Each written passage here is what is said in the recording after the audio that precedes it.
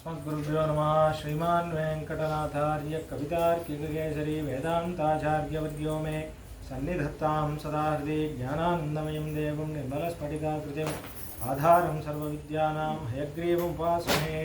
रामानुजदयापात्रं ज्ञानवैराग्यभूषणं श्रीमद्वेंकटनाथार्यं वन्दे वेदान्तदेशिकं। लक्ष्मीनाथसमारम्भां नाथयामुनमध्यमाम् अस्मदाचार्यपर्यन्तां वन्दे गुरुपरम्परां। यो नित्यमच्युतपदाम्बुजयुग्मरुक्मं व्यामोहतस्तदितराणि तृणाय मेने अस्मद्गुरोर्भगवतोऽस्य दैकसिन्धोः रामानुजस्य चरणौ शरणं प्रपद्ये। मातापिता युवतयस्तनया विभूतिः सर्वं विदेव नियमेन मुदन्मयानाम् आद्यस्य न कुलपतेर्वकुलाभिरामं श्रीमत्तदङ्ग्रीयुगलं प्रणमामि मूर्ध्ना। भूतं सरश्च महताः प्रियपट्टनाथ श्रीभक्तिसारकुलशेखरयोगिवाहान् भक्ताङ्ग्रेणुपरकाल यतीन्द्रमिश्रान् श्रीमत्पराङ्कुशमणिं प्रणतोऽस्मि नित्यं।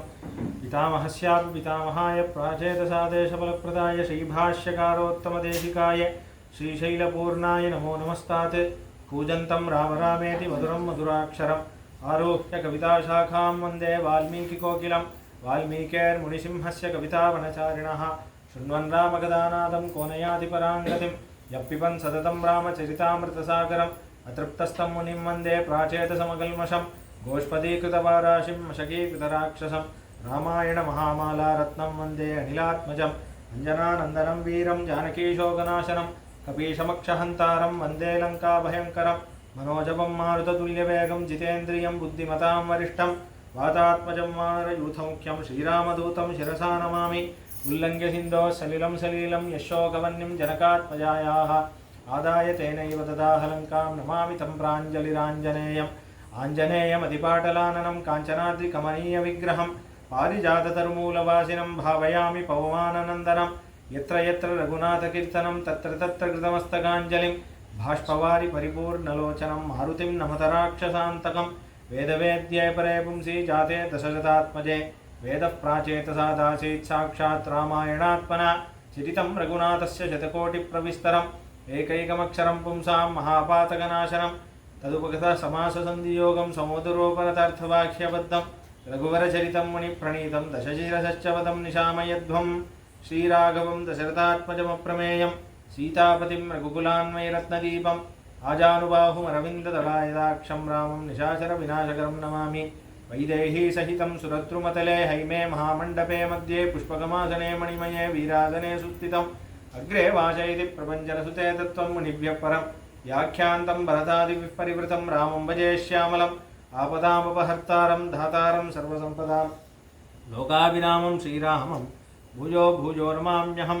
धर्मात्मा सत्यसन्धश्च रामो दाशतिर्यदि पौरुषे च प्रतिद्वन्द्वश्चरैणं जहि रावणिं। तपस्वाध्यायनिरतं तपस्वी वाग्विदाम्बरं नारदं परिपपृच्छ वाल्मीकिर्मुनिपुङ्गवं। जयत्याश्रितसन्त्रासध्वान्तविद्वंसनोदयः प्रभावान् सीतया देव्या परमव्योमभास्करः।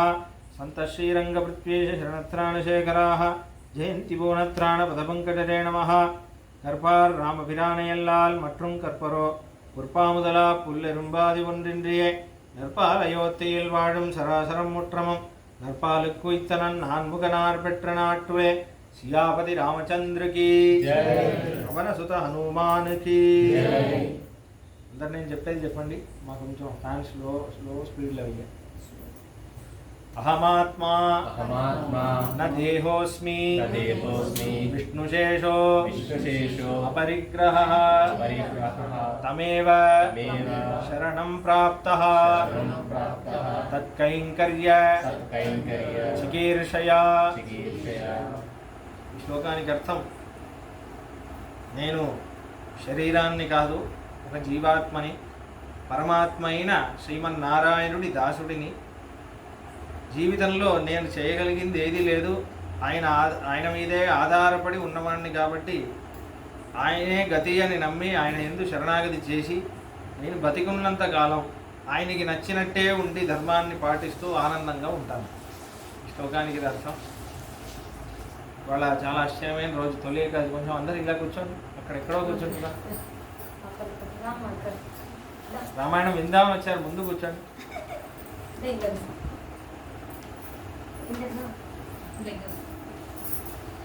చాలా ఆశ్చర్యమైన రోజు తొలి ఏకాదశి, శయన ఏకాదశి అంటారు.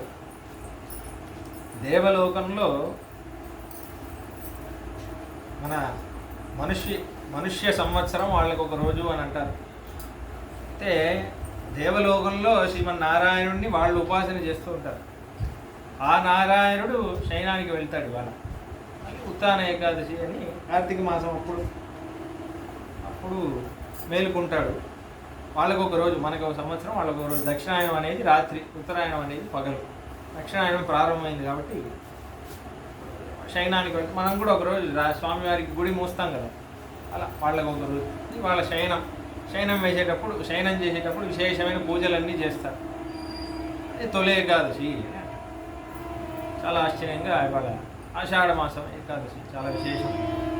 అయితే మనకు ఒక మంచి భాగ్యం ఏంటంటే శ్రీమద్ రామాయణం 3 సంవత్సరాల నుంచి కొనసాగుతుంది. చాలా ఆశ్చర్యంగా అయోధ్యకాండలో ఉన్నాం. అయితే పోయిన సంచికలో దశరథ మహారాజు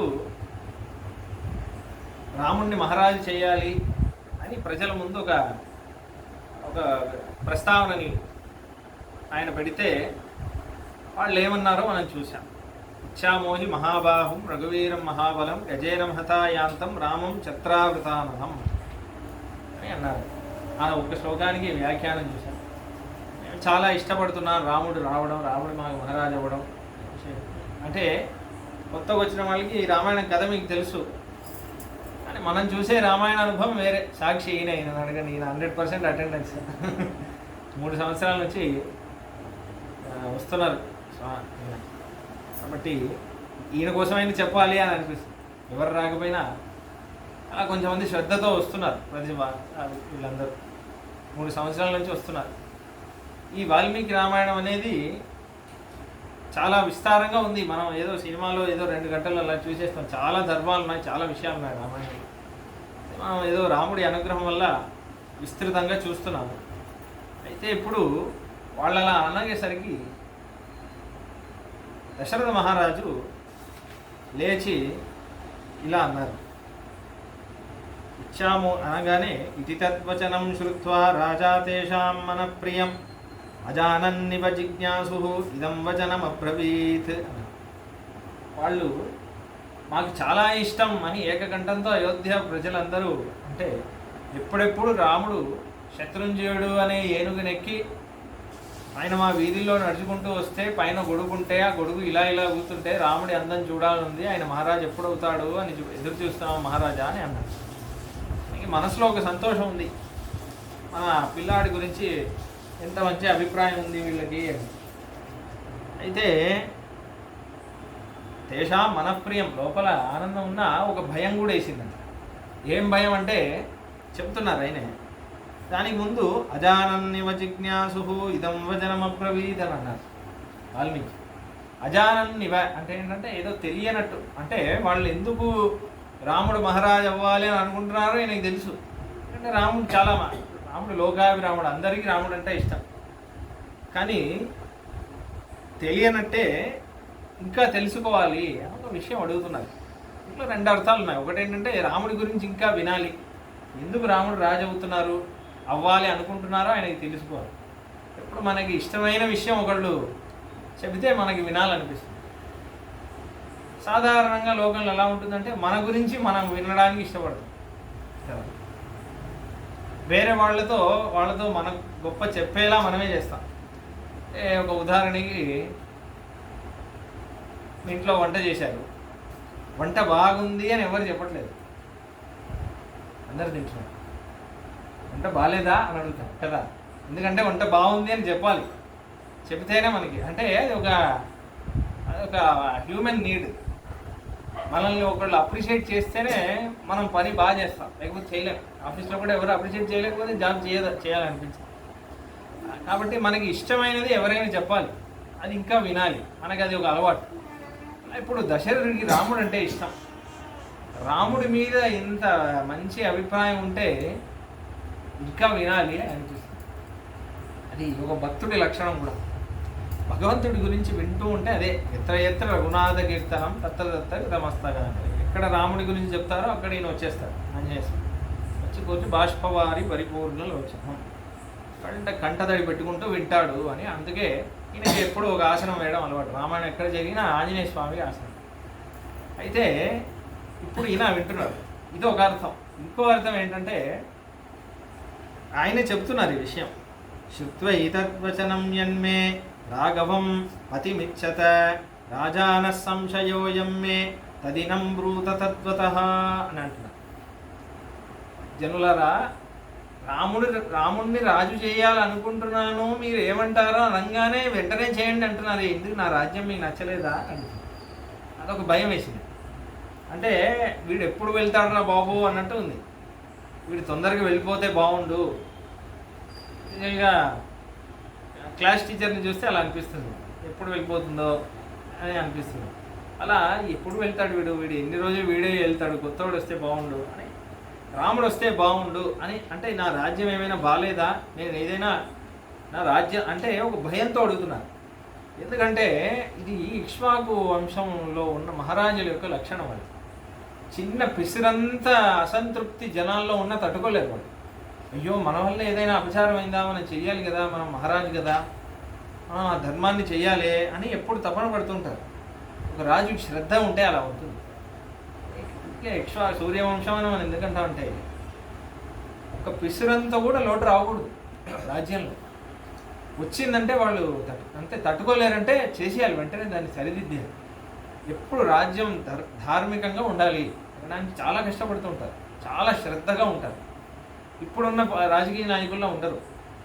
కాబట్టి ఇది రాముడు చిత్రకూటం వెళ్ళినప్పుడు భరతుడు వస్తాడు కదా కలవడానికి వస్తే అప్పుడు కొన్ని రాజధర్మాలన్నీ అడుగుతాడు రాముడు. అడిగేటప్పుడు ఒక ముఖ్యమైన ఒక విషయం అడుగుతాడు. ఏమడుగుతాడంటే తేషాం గుప్తి పరిహారై కచ్చితే భరణం కృతం రక్షాహిరాజ్ఞా ధర్మేణ సర్వే విషయవాసినః. నానా భరత, రాజ్యం కరెక్ట్గా చూసుకుంటున్నావా, నీ ధర్మం నువ్వు కరెక్ట్గా ఉన్నావా, అశ్రద్ధగా ఉన్నావు, నువ్వు అశ్రద్ధగా ఉండట్లేదు కదా, మన ఇక్ష్వాకు వంశం గుర్తుంది కదా, సరిగ్గా ఏలుతున్నావా, నాన్నని సరిగ్గా చూసుకుంటున్నావా, ప్రజల్ని అందరినీ ప్రతిరోజు పొద్దున్న కలుస్తున్నావా ప్రజల్ని అని అడుగుతాడు రాముడు. ఎందుకంటే అది ఒక ధర్మం. ఒక పిసరంతా కూడా లోటు రాకూడదు మన పరిపాలన. కాబట్టి అలా అనేసరికి దశరథ మహారాజుకు ఒక గంగారేపు, అయ్యో మన సేవలో ఏదైనా లోటు ఉందా, నిజంగా ఒక భయం. ఇది మంచి గొప్ప రాజు యొక్క లక్షణం. ఇది మనం కూడా సేవ చేసేటప్పుడు ఏదైనా చేసేటప్పుడు నేను చేసిందే సరి అన్నట్టు ఉండకూడదు. నేను ఇలానే చేస్తాను, నాకు ఇలా చేయడమే వచ్చు. కొంతమంది ఇలానే మాట్లాడతారు. సరిదిద్దుకోవాలి అని రాదు, ఎవరైనా చెప్తే కూడా కోపం వచ్చేస్తుంది. నువ్వు ఇది చేసేది తప్పు అంటే వాడిని ఎలా ఇక్కడ నుంచి వాడిని జరిపేయాలి అలా ఆలోచిస్తారు. రావణాసుడు అలా చేస్తాడు, ఉద్యోగండలో చూస్తారు కదా. విభీషణుడు అన్నయ్య నువ్వు చేసింది అధర్మం అని ధర్మం గురించే మాట్లాడతాడు. ఇప్పుడు నిజమైన వాడు ధర్మం గురించి మాట్లాడుతుంటే ఇది ధర్మం కాదు, నేను చేసింది ధర్మం, ఎందుకంటే ఇలా మాట్లాడాలి. ఈ రావణాసుడు వేరే కోణంలో ఇవన్నీ పిరికివాడు, ధర్మం పాటించిన వాడు ఇలా మాట్లాడతాడు. ఎలా మాట్లాడతాడంటే, నాకు తెలుసురా, నాకు వేరెక్కడో శత్రువులు లేరు, సొంత కుటుంబంలోనే శత్రువు ఉన్నారు, నువ్వే నా శత్రువు, నీకు నేనంటే ఇష్టం లేదు, ఇలా మాట్లాడతాడు. ఎందుకంటే వాడు ధార్మికంగా ప్రూవ్ చేయలేడు. ప్రూవ్ చేయకపోతే ఎమోషనల్గా బ్లాక్మెయిల్ చేయాలి. చాలా మనం అందరం ఇలానే చేస్తాం. యాక్చువల్లీ ఇంట్లో ఒక ఉదాహరణ చెప్తాను, తప్పుగా అనుకోవద్దు. ఏంటంటే కోడలికి అంటే మన భార్యకి అమ్మకి గొడవైంది అనుకోండి, వీడు ఏదో ఇది సరి అని వీడేదో జడ్జిగా చేద్దాం అనుకుంటాడు. ఒకళ్ళు ఇది కరెక్ట్ అంటే ఇంకోళ్ళు కోపం. అర్థమైంది, నువ్వు వాళ్ళ సైడే మాట్లాడతావు అంటారు కదా. అది అది సహజంగా జరుగుతుంది. అది ఎందుకు సరి ఎందుకు తప్పు అని ఆలోచించాం మనం. అయ్యో ఇది తప్ప అయితే మనం దిద్దుకోవాలి అనే ఆ కోణంలో వెళ్ళదు మన మనసు. ఇది ఒక రామభక్తుడికి ఇది చాలా ముఖ్యమైన విషయం. చాలా, ఎందుకంటే భయపడి శ్రద్ధలో కొంచెం కూడా లోటు రాకుండా మనం రామభక్తులకి సేవ చేయాలి. కృష్ణ భక్తులకి సేవ చేసేటప్పుడు మన వల్ల ఒక్క అపచారం కూడా అవ్వకూడదు, మన వల్ల ఒక్కళ్ళకి కూడా ఇబ్బంది కలగకూడదు. అలా ఉండాలి, చాలా జాగ్రత్తగా చేయాలి. అందుకే స్వతంత్రంగా కైంకర్యం చేయొద్దు, అది ఒక లోటం అంటారు. స్వతంత్రంగా చేయకూడదు, పరతంత్రంగా చేయాలి. దానికి లక్ష్మణుడే ఉదాహరణ. లక్ష్మణుడు పరతంత్రంగానే చేస్తాడు ఎప్పుడు. అంటే స్వతంత్రంగా అంటే నాకే ఇది ఇష్టమని నేనే ఊహించుకొని నేనే ఒక కైంకర్యం చేయడం. అలా కాదు, అడిగడిగి చేయడం. అంటే చాలామంది గుడికి కూడా వచ్చి నేను ఇది చేసుకొచ్చాను అని అంటారు. అది గుడికి నిజంగా అవసరమా? అది స్వామివారికి నిజంగా అవసరమా? స్వామివారికి అది సెట్ అవుతుందా? స్వామివారికి నిజంగా ఏం కావాలి? అవన్నీ అడగరు. అది తప్పు, అది అపచారం. పరతంత్రంగా చేయాలి. స్వామి నేను ఇలా చేద్దాం, ఏదో ఒకటి చేద్దాం అనుకుంటున్నాను, ఏం చేయమంటారు? గుడికి ఏది చేస్తే బాగుంటుంది, అది ఎలా నాకు సైజు ఇవ్వండి, అలా అడగాలి. ఇది పరతంత్ర. లక్ష్మణుడు అలానే చేస్తాడు. లక్ష్మణుడు అరణ్యకాండలో రాముడు భద్రాచలం దగ్గర ఇల్లు కట్టు అన్నప్పుడు, ఇల్లు కట్టమంటే నేను కట్టను, ఏ కట్ట వాడాలి, ఎక్కడ ఇల్లు కట్టాలి, నీకు పొడవు ఎంత ఉండాలి, వెడల్పు ఎంత ఉండాలి, అన్నీ నువ్వు చెప్పు. ఇక్కడ ఇలా చేయి, అలా చేయి, నేను నీ దాసుణ్ణి. పరవానస్మికాగుప్తః త్వయివర్ష శతం స్థితే అని అంట. అన్నయ్య నేను నీ దాసుణ్ణి, నేను స్వతంత్రంగా ఏది చేయను. నేను స్వతంత్రంగా ఏదైనా చేసి నీకు నచ్చకపోతే అది అపచారం అయిపోతుంది కదా. నీకు ఎలా నచ్చుతుందో అలా నువ్వు చెప్పు, నేను అలా చేస్తాను. ఇది ఒక భక్తుడి లక్షణం. అలా ఉండాలి. అలా ఉంటేనే వాడే శ్రద్ధగా వాడే పైకి వస్తాడు, లేకపోతే రాడు. కాబట్టి ఇప్పుడు చూడండి, దశరథ మహారాజు ఒక మాట అంటే మనకి ఎంత ధర్మాలు తెలుస్తున్నాయి. అయితే శుత్వ ఏతత్వచనం యన్మే, నేను ఏదైనా అపచారం చేశానా? ఎందుకు ఇంత అంటే నా రాజ్యం మీకు ఏదైనా నచ్చలేదా అని అడిగితే వాళ్ళు అంటున్నారు, కథం తుమయి ధర్మేణ పృథివీమనుశాసతి భవంతో ద్రష్టుమిచ్చంతి యువరాజ మహాబలం.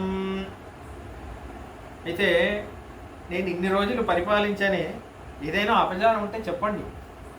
రాముణ్ణి ఎందుకు రాజుగా చూడాలనుకుంటున్నారు? నా రాజ్యం నుంచి తొందరగా విముక్తి కావాలని ఎందుకు అనుకుంటున్నారు? నాకు చెప్పండి అని అడుగుతున్నారు. వాళ్ళు అంటున్నారు, తేతమూచుర్ మహాత్మానః పౌరజానపదే సహా. అక్కడున్న మహాత్ములందరూ, పౌరులు జానపదులు అందరూ, మహారాజులు అందరూ వచ్చారు, ఊర్ల నుంచి అందరూ వచ్చేసారు. అందరూ దశరథ మహారాజు ముందు నిల్చున్నారు. వాళ్ళందరూ ఏకగంటల్లో అంటున్నారు, బహవో నృప కళ్యాణ గుణాః సంతి సుతస్యతే అని అంటారు. అయ్యా మీ దగ్గర ఏ దోషం లేదు, ఒకే ఒక దోషం ఉంది. ఏంటి దోషం? మీ కొడుకు మీకంటే మంచివాడు, అదే మీ దోషం. బహవో నృప కళ్యాణ గుణాః సంతి సుతస్యతే.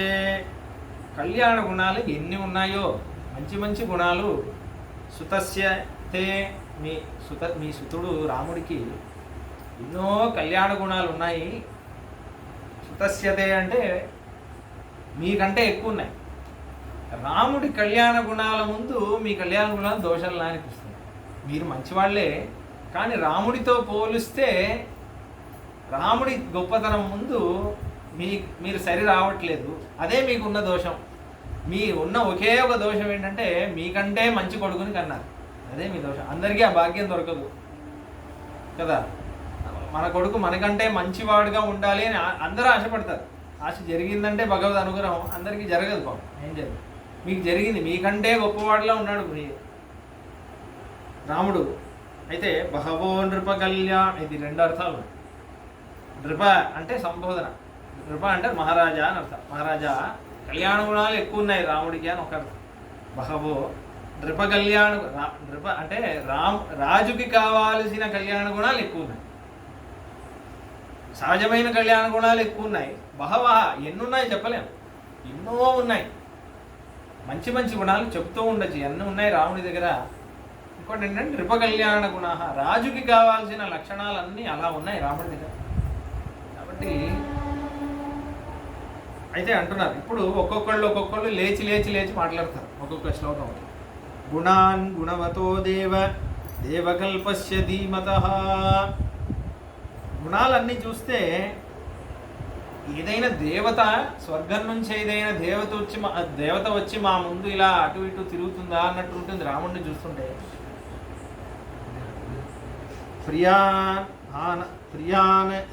ఆనందనాన్ కృత్స్నాన్ ప్రవక్షామోద్యతాన్ శృణు. ఇలా ఎన్నెన్నో ఆ గుణాలు ఆలోచిస్తేనే మాకు ఒక ఆనందంగా ఉంది. మాకు చాలా ప్రియాన్ ఆనంద, మాకు చాలా ఇష్టం. రాముడి గురించి చెప్పడం అంటే మాకు చాలా ఇష్టం. రాముడి గుణాలు ఆలోచించాలంటే మాకు చాలా ఇష్టం. మాకు చాలా ఆనందంగా ఉంటుంది. మాకు మంచి భాగ్యాన్ని ఇచ్చారు మహారాజా. అవన్నీ మేము చెప్తాను, ఇప్పుడు వినండి. అయితే ఇది ఎలా ఉందంటే తాన్ శృణు, ఇప్పుడు మీరు వినండి. వినండి అంటే ఏంటి? వింటున్నారు కదా, వినండి అని ఎందుకు చెప్తున్నారు? కొంచెం జాగ్రత్తగా వినండి. ఎందుకు వినాలి అంటే మీకు చాలా ఇష్టమైందా, అది మీ ఆనందంతో మీరు పొంగిపోతారు. ఇప్పుడు మేము మాట్లాడుతుంటే మీరు తట్టుకోగలగాలి. ఆనందాన్ని మీరు తట్టుకుంటారో లేదో కొంచెం సిద్ధం చేసుకోండి మిమ్మల్ని మీరు. మన సంప్రదాయంలో పరాశర భట్టారు స్వామివారు శ్రీరంగంలో ఉండేవారు. అయితే రంగనాయకి అమ్మవారి మీద ఆయన ఒక స్తోత్రం రాశారు, శ్రీగుణ రత్నకోశం స్తోత్రం. చాలా ఆశ్చర్యమైన స్తోత్రం. జనరల్లీ స్తోత్రం రాస్తే ఆ స్వామి మీద స్తోత్రం రాస్తే ఆ స్వామి దగ్గరే నించొని సమర్పిస్తారు కదా. అయినా రంగనాయకి అమ్మవారే పెంచింది ఆయన శ్రీరంగంలో. చాలా రంగనాయకి అమ్మంటే మహాలక్ష్మి, రంగనాథుడు శ్రీమన్నారాయణుడు, రంగనాయకి అమ్మవారు మహాలక్ష్మి. అయితే ఆ అమ్మవారే పెంచింది ఆయన, ఆ సన్నిధిలోనే పెరిగారు ఆయన. చాలా ఇష్టం. అయితే ఆయన ఏం చేస్తున్నారు, ఇప్పుడు ఆ శ్రీగుణ రత్నకోశం రాసేటప్పుడు శ్లోకం రాశారు. అయితే అయినా ఆ శ్రీగుణ రత్నకోశం అనే ఆ స్తోత్రాన్ని రంగనాథుడి దగ్గర వెళ్ళి సమర్పిస్తున్నారు. మహాలక్ష్మి అమ్మవారి మీద రాసిన స్తోత్రాన్ని ఆయన రంగనాథ స్వామి దగ్గర, రంగనాథ స్వామి వారి ముందు నించొని ఆయన శ్లోకం అంటున్నారు. మొదటి పద్యాల్లోనే వస్తుంది. శ్రియశ్రీ శ్రీరంగేశయ్య తవ చ హృద్యాం భగవతీ శ్రియం త్వత్తోప్యుచ్చైర్వయమిహ ప్రణామ శృణుతరాం దృశౌతే భూయస్తాం సుఖతరళతారే శ్రవణతః పునర్హర్షోత్కర్షాత్ స్ఫుటతు భుజయో కంచుకశతాం. ఇప్పుడు రంగనాథ స్వామి, నేను ఇప్పుడు మా అమ్మవారు, మా రంగనాయకి మహాలక్ష్మి అమ్మవారి గురించి నేను ఒక స్తోత్రం రాశాను, అది చెప్పబోతున్నాను. అందరికీ తెలుసు నీకు చాలా కళ్యాణ గుణాలు ఉన్నాయి, కానీ మా అమ్మవారి ముందు నీ కళ్యాణ గుణాలు ఏం పనికిరావని అందరికీ తెలుసు. మా మహాలక్ష్మి అమ్మవారికి ఎక్కువ కళ్యాణ గుణాలు ఉన్నాయి. అవన్నీ ఇప్పుడు నేను చెప్పబోతున్నాను. చెబితే ఇప్పుడు నీకు ఆనందం వస్తుందా? ఆనందంతో అసలే హృదయంలో మహాలక్ష్మి ఉంది. ఆనందంతో నువ్వు ఇలా ఆనందంతో నీ వక్షస్థలం, నీ ఛాతి ఇలా ముందుకు వస్తుంది. ఆనందంతో వస్తూ ఉంటే ఆనందంతో ఇలా నువ్వు నీ ఛాతి పెరుగుతూ ఉంటుంది. పెరుగుతూ ఉంటే ఏమవుతుంది? ఛాతి అంటే మీడియం సైజు ఉన్నవాడికి స్మాల్ సైజ్ షర్ట్ వేస్తే ఏమవుతుంది? చినిగిపోతుంది. అలానే నీ కవచం బద్దలైపోతుంది. కాబట్టి నీకు ఆనందం వచ్చి నువ్వు ఆనందంతో ఉప్పొంగి మహాలక్ష్మి అమ్మవారి గురించి వింటూ ఉంటే నీకు చాలా ఇష్టం కదా. నీ ప్రాణం మహాలక్ష్మి అంటే అది వింటూ స్ఫుటతు భుజయో కంచుకశతాం. ఎందుకైనా మంచిది, ఒక 100 కవచాలని రెడీగా పెట్టుకో, స్పేర్కో.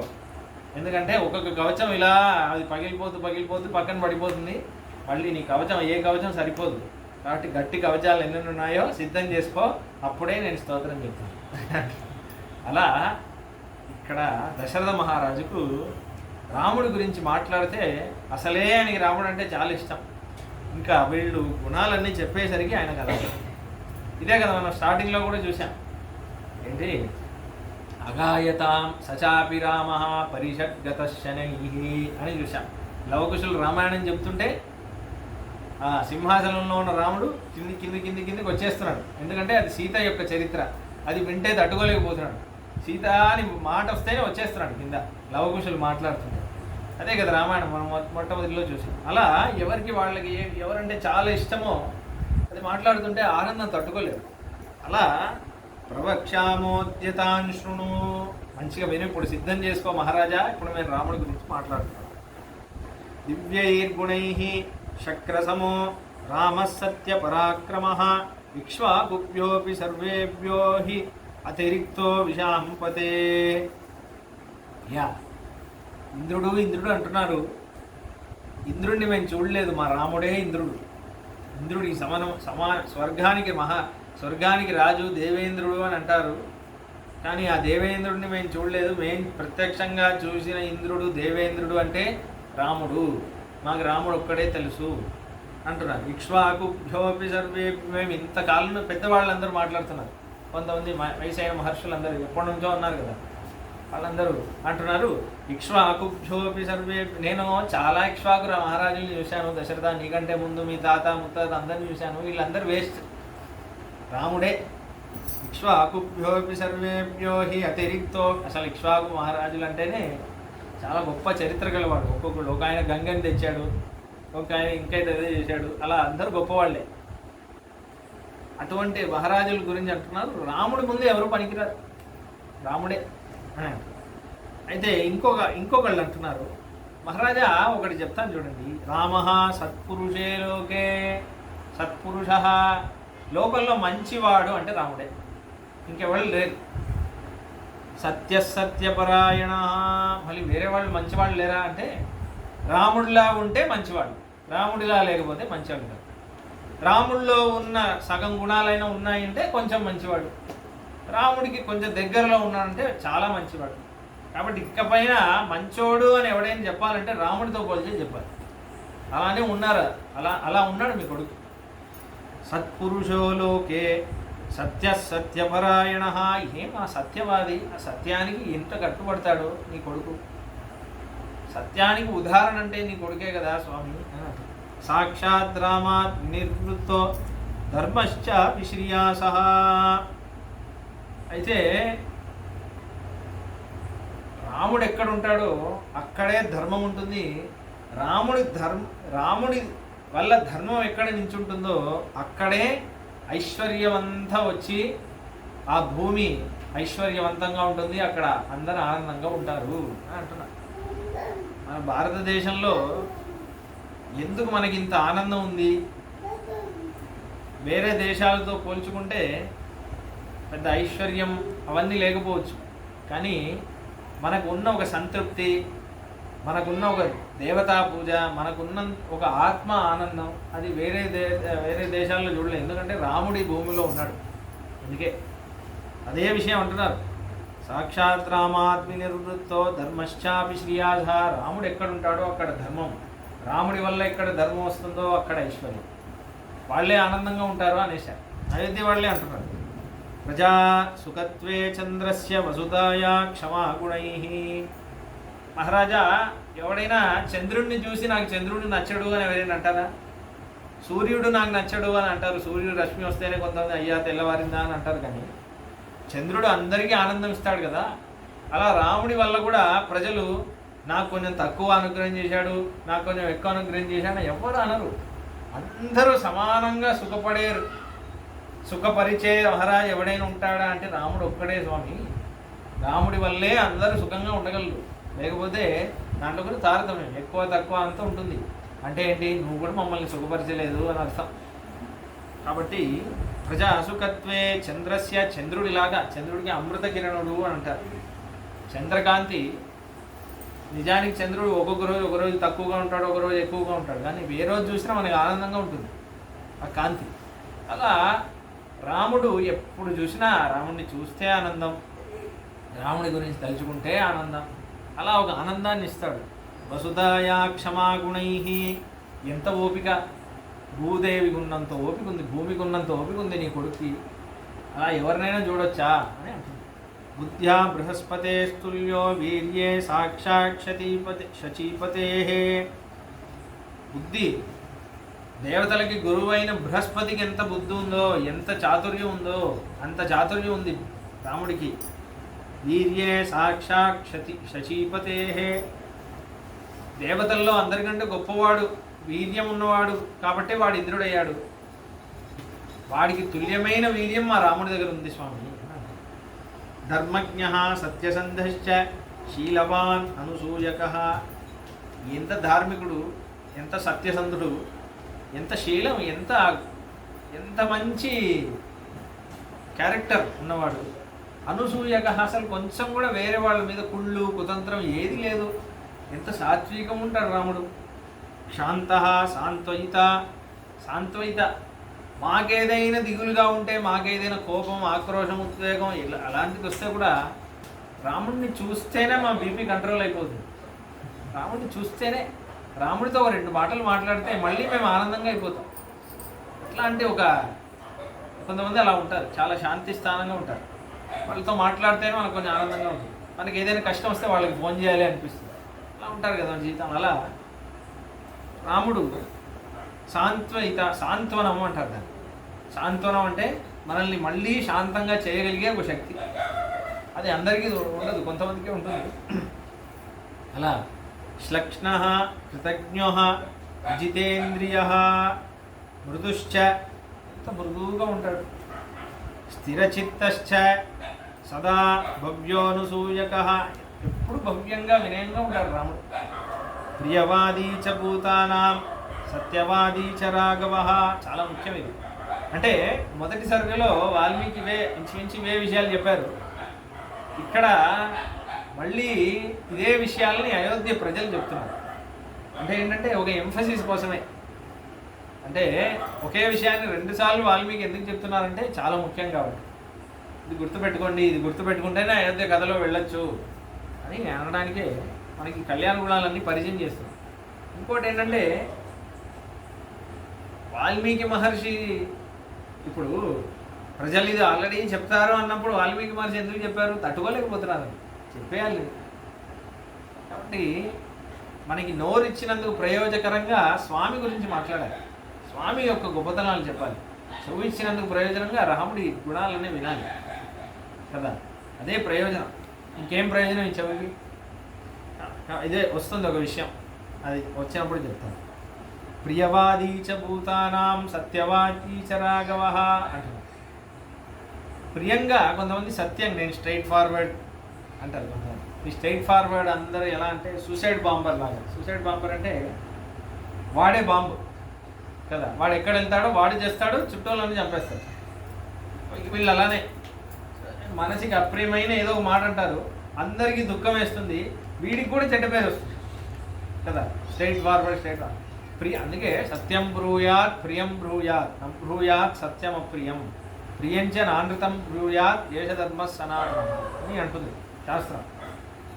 సత్యం మాట్లాడేటప్పుడు అది ఎలా చెబితే ప్రియంగా ఉంటుంది అని ఆలోచించి అలానే మాట్లాడాలి వాకి ఇచ్చినందుకు. లేకపోతే ఆ కుక్క అరుస్తుంది, మనం అరుస్తున్నాం, ఏం ప్రయోజనం? దానికి నోరుంది, మనకి నోరుంది, తేడా ఏంటి? కాబట్టి సత్యం చెప్పేటప్పుడు సత్యం చెప్పాల్సిందే కొంచెం ఆలోచించి చాలా ప్రియంగా చెప్పాలి. అందుకని ప్రియవాదీ ప్రియంగా మాట్లాడతాడు, సరే ప్రియంగా మాట్లాడాలని కొంతమంది లేనిపోనివన్నీ చెప్తారు. అలా చెప్పడు, ప్రియంగా మాట్లాడతాడు, సత్యంగా. చూడండి ఎన్ని ధర్మాలు. ప్రియంగా మాట్లాడాలి అని చెప్పి అబద్ధం మాట్లాడకూడదు, నిజం మాట్లాడాలి అని చెప్పి అప్రియంగా మాట్లాడాలి, రెండు ఉండాలి. ప్రియంగానూ మాట్లాడాలి, సత్యంగానూ మాట్లాడాలి. అంటే మాట్లాడడానికి ఎన్ని గుణాలు ఉన్నాయి చూడండి. మృదువుగా మాట్లాడాలి, స్మితంగా మాట్లాడాలి, స్మితంగా అంటే నవ్వుతూ మాట్లాడాలి, ప్రియంగా మాట్లాడాలి, హితంగా మాట్లాడాలి. హితం అంటే ఏది మంచిదో, అవతల వాడికి ఏది మంచిదో అదే మాట్లాడాలి, సత్యమే మాట్లాడాలి, మధురంగా మాట్లాడాలి. మాట్లాడేటప్పుడే ఏదో పాట వింటున్నామా అన్నట్టు మాట్లాడడానికి ఎన్ని గుణాలు ఉన్నాయి మన సంప్రదాయంలో, హైందవ సంప్రదాయం. కాబట్టి ఎలా దాని తర్వాత అంటున్నారు బహుశ్రుతానాం వృద్ధానాం బ్రాహ్మణానాం ఉపాసిత. చాలా వేదాలన్నీ చదువుకున్న వాళ్ళు, వృద్ధులు, శాస్త్రాలన్నీ చదువుకున్న బ్రాహ్మణులు ఉన్నారే, వాళ్ళని ఎంతో ఆదరిస్తాడు, వాళ్ళని పూజిస్తాడు. ఎందుకు పూజిస్తాడు అంటే బ్రాహ్మణానాం ఉపాసిత అని అంటున్నారు. చాలా ముఖ్యం. ఇక్కడ ఒక వ్యాఖ్యానం ఉంది మన గోవిందరాజీయంలో, మన సంప్రదాయ వ్యాఖ్యానం. బ్రాహ్మణానాం ఉపాసిత అని వాల్మీకి మహర్షి ఎందుకన్నారంటే బ్రాహ్మణుల్ని రాముడు ఉపాసిస్తాడు అంటున్నారు. మంచిగా, చాలా శ్రద్ధగా, మంచి జ్ఞానం ఉన్న బ్రాహ్మణుల్ని, చాలా నిష్ఠగా ఉన్న బ్రాహ్మణుల్ని రాముడు ఉపాసిస్తాడు, ఆదరిస్తాడు అంటున్నారు. ఎందుకంటే ఆ బ్రాహ్మణులు ఏం చేస్తారు? వాళ్ళు బ్రహ్మను ఉపాసిస్తారు. బ్రహ్మ అంటే పరబ్రహ్మాన్ని వాళ్ళు ఉపాసిస్తారు కాబట్టి వాళ్ళని ఈయన ఉపాసిస్తారు. అంటే విష్ణు పురాణంలో ఒక విషయం ఉంది, ఏంటంటే అది ఆ శ్లోకం, తత్కర్మ ఎన్న బంధాయ సా విద్య యా విముక్తయే అని. ఏ అంటే ఏది పడితే అది చేయకూడదు, ఏది చేస్తే నీకు కర్మ నుంచి విముక్తి వస్తుందో, పుణ్యం పాపం అనేది రాకుండా భగవత్ ప్రీతి కోసమే చేయగలిగే పని అదే చేయాలి. నాకు పుణ్యం రావాలి, చాలామంది అలానే చేస్తారు, ఇది చేస్తే పుణ్యం వస్తుందట చేద్దాం. అలా కాదు, పుణ్యం చేసినా ఇక్కడే అనుభవించాలి, పాపం చేసినా ఇక్కడే అనుభవించాలి. పుణ్యం అనేది బంగారంతో చేసిన సంఖ్యలా, పాపం అనేది ఇది మన ఐరన్ దాంతో చేసిన సంఖ్యలా, రెండు సంఖ్యలే. ఎందుకంటే ఇక్కడే ఉంటాం, అనుభవించాలి రెండు. దానికోసం చేయకూడదు. ఇది చేస్తే స్వామి సంతోషిస్తాడు, దానికోసం చేయాలి. ఇది చేస్తే కృష్ణుడు సంతోషిస్తాడు, కృష్ణుడు సంతోషిస్తాడు కాబట్టి చేస్తాను. తత్కైంకర్య చికీర్షయ అంటే అదే అర్థం. ఆయన నేను చదివితే ఆయన సంతోషిస్తాడు, నేను ఉద్యోగం చేస్తే మా ఇంట్లో అమ్మా నాన్నని బాగా చూసుకోవచ్చు, మా అమ్మా నాన్నని బాగా చూసుకుంటే కృష్ణుడు సంతోషిస్తాడు, మా పిల్లల్ని నేను బాగా చూసుకుంటే కృష్ణుడు సంతోషిస్తాడు, నేను ఆరోగ్యాన్ని నేను బాగా చూసుకుంటే మంచి సేవ చేయొచ్చు సమాజానికి సేవ చేస్తే కృష్ణుడు లాస్ట్ అక్కడే వెళ్తున్నాడు. కాబట్టి వీళ్ళు అందుకే ఏమన్నారు, అదే కర్మ. నువ్వు పని ఎలా చేయాలంటే దానివల్ల నీకు మళ్ళీ బంధకం రాకూడదు, నీకు దాని నుంచి ముక్తి రావాలి. అలానే విద్య ఏది పడితే అది విద్య కాదు. మనం ఏదో చదివేస్తున్నాం ఇప్పుడంతా, చాలా చదువులు. ఇప్పుడు ఈ చదువులన్నీ ఏంటంటే, ఇప్పుడు కంప్యూటర్ ఉంది అంటే దీంట్లో ఈ సెల్ ఫోన్ ఉంది కదా, ఈ సెల్ ఫోన్లో డైలీ డేటా ఎక్కువ అవుతుంది, మెమరీ అంతా యూజ్ అవుతుంది. అంటే ఒక 8 GB సెల్ ఫోన్ కొన్నారనుకోండి, 1 year తర్వాత దాంట్లో 2 GBనే ఉంటుంది. 6 GB ఫోటోలు, వీడియోలు, మెసేజ్లు అన్నీ స్టోర్ అయిపోతుంది కదా. మన బ్రెయిన్ కూడా అలానే వాడుకుంటున్నాం మనం. అది ఇది చదువుతున్నాం, బుర్రలో నింపుకుంటున్నాం, కానీ ఎంత మారాం? దానివల్ల ఏదైనా మార్పు వచ్చిందా? ఏదైనా పరిణామం వచ్చిందా? ఏం రాలేదు. చదువుతున్నాడు, బీటెక్ చదువుతున్నాడు, ఎంటెక్ చదువుతున్నాడు, MBA చదువుతున్నాడు, PhD చదువుతున్నాడు, అన్నీ చేస్తున్నాడు, అవార్డులు అన్నీ వస్తున్నాయి, ఇంట్లో భార్యను కొడతాడు. ఏం ప్రయోజనం? అది కాదు ప్రయోజనం. సా విద్య యా విముక్తయే అన్నాడు. చాలా చదివాడు, సాధించాడు, చాలా కృషి చేశాడు, ఏదో ఒక ఆట ఉంది, ఆటలో వాడే ఛాంపియన్, పసిడి మెడళ్ళు, వెండి మెడళ్ళు అన్నీ సంపాదించాడు, అన్నీ కరెక్టే. ఈ భూమియే ఉండదు అని నేను అంటున్నాను. ఈ భూమియే ఉండదు అన్నప్పుడు ఆట ఉంటుందా? ఆ మెడల్స్ ఉంటాయా? పేరు ఉంటుందా? కాబట్టి ఏదో మనకి ఏది శాశ్వతం కాదో దాని మీదే మనం కృషి చేస్తున్నాం. మొన్న ఒక స్వామి అంటున్నారు, మనోజ్ స్వామి వస్తారు కదా, నేను చాలా చూస్తున్నాను స్వామి, చాలామంది అమ్మాయిలను ఏం చేయాలి, బాగా చదివించాలి, అమెరికా పంపించాలి, అక్కడే ఆగిపోయింది. దాని తర్వాత ఏం చేయాలో ఆలోచించట్లేదు. బాగా చదివించాలి, వాడికి ఏం నేర్పియాలి? రామాయణం నేర్పియాలి, వాడికి ధర్మాలని నేర్పియాలి, సంస్కారం, అవన్నీ అసలు ఆలోచించారు కదా. బాగా చదివించాలి, చేసేయాలి, అమెరికా పంపించాలి, అంతే. వాడు బాగుంటుంది. అది బాగుండడం కాదు, వాడు సంస్కారవంతంగా ఉన్నాడా, వాడు చదివాడు, పెద్దల్ని గౌరవించాడు. మొన్న ఒక 2 సంవత్సరాల ముందు ఈ ఉక్రెయిన్లో ఏదో బాంబ్ బ్లాస్ట్ అయితే ఇండియాలో స్టూడెంట్స్ అందరూ రప్పించారు. వాళ్ళందరూ ఫ్లైట్లో వస్తుంటే ఒక మినిస్టర్ వచ్చాడు అందరినీ, స్టూడెంట్స్ అందరూ వెల్కమ్ చేయడానికి. ఒక్కడు కూడా థ్యాంక్ యూ అని లేదు. చాలా బాధ. అంటే వీళ్ళు ఇంత చదువుతున్నారు, డాక్టర్ చదువుతున్నారు, వీళ్ళకి ఒక గ్రాటిట్యూడ్ లేదు. అయ్యో వాళ్ళు ఎంత కష్టపడి ఉంటారు. వాళ్ళు అలానే నించుంటున్నాడు, అందరూ ఏదో ఎవడో వీళ్ళు అంటే ఏదో అంటే పెళ్లి కొడుకు సైడ్ వాళ్ళని, పెళ్లి కూతురు వాళ్ళు రప్పిస్తే కొంచెం అలా పైన చూసుకుంటున్నాడు వస్తారు కొంతమంది. అలానే వీళ్ళ స్టూడెంట్స్ అలా ఉన్నారు. అలా ఉంది చదువు ఇప్పుడు. కాబట్టి అది కాదు చదువు. విష్ణు పురాణం అంటుంది, సా విద్య యా విముక్తయే. ఏ విద్యను నువ్వు పొందితే మళ్ళీ నీకు పుట్టే అవసరం ఉండదో, ఏ విద్యను నువ్వు పొందావంటే నీవు ఎందుకు పుట్టావో నీకు అర్థమవుతుందో అదే విద్య. దాన్ని బ్రహ్మ విద్య అని అంటారు. ఉపనిషత్తులలో అదే ఉంది, బ్రహ్మ విద్య అంటారు. స్వామిని మనం ఎలా చేరాలి, ఆ ఉపాసనే విద్య, అదే బ్రహ్మ విద్య అంటారు కదా. 32 బ్రహ్మ విద్యలు, దాంట్లో 32వ విద్యే శరణాగతి.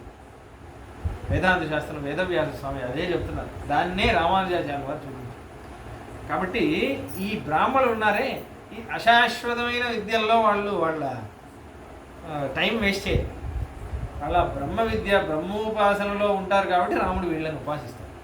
అందుకే బ్రాహ్మణులు ఎందుకు ఉపాసిస్తాడంటే అందుకు ఉపాసిస్తారు. తేనాస్యేహాతులా. ఇదంటే చూడండి, ఒక మనిషి ఎలా ఉండాలి, ఒక వైష్ణవుడు ఎలా ఉండాలి, ఒక మహారాజు అనేవాడు ఎలా ఉండాలి, అన్నీ తెలుస్తున్నాయి. తేనాస్యేహాతులా కీర్తి యశః తేజశ్చ వర్ధతే. దీనివల్లే రాముడు ఇలా ఉంటాడు కాబట్టి రాముడి కీర్తి, తేజస్సు, యశస్సు అన్నీ పెరుగుతుంది. మీరు అర్థం చేసుకున్నారా దశరథ మహారాజా? ఇంత మంచోడిగా కూడా ఉంటే వాడికి మంచి పేరు ఎందుకు రాదు, ఎందుకు ఇష్టం ఉండదు అని అంటారు. దాని తర్వాత దేవాసుర మనుష్యానాం సర్వాస్త్రేషు విశారద. దేవతలు వచ్చినా, అసురులు వచ్చినా, మనుషులు వచ్చినా రాముడి ముందు యుద్ధం చేయలేరు. అటువంటి వీర్యం ఉన్నవాడు ఎటువంటి అస్త్రాలనైనా గెలుస్తాడు, ఎవరు వచ్చినా గెలిచేస్తాడు. దేవాసుర మనుష్యానాం, రావణాసుడికి మనుష్యానాం అనేది లేదు. దేవాసుర సర్వాసుర విషయాలు, కానీ ఈయన మనుషులు కూడా అందుకే వాడు అదే అడగలేదు వరం. సమ్యక్ విద్యా ప్రతస్నాతో యథావత్ సాంగవేదవిద్, బాగా వేదాధ్యయనం చేసినవాడు, శాస్త్రాలన్నీ చదువుకున్నవాడు రాముడు. ఇప్పుడు ఎలా ఉంది,